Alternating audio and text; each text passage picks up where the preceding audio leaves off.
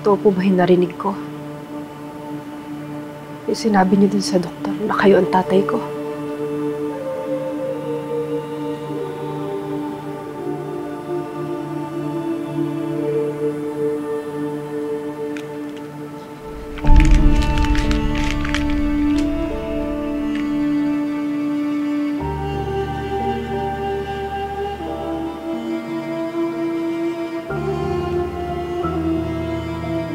Franco, ano itong sinabi sa akin ni Janet na hinahanap mo ako?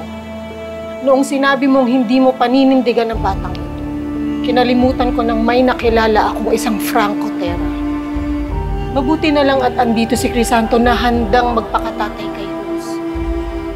Wag na wag mo kong subukang kontakin. Ito ang ibaon mo sa utak. Hindi na kita kailangan. Hindi ka namin kailangan ng anak mo. Kahit para sa isang kusing, hinding-hindi kami lalapit sa'yo.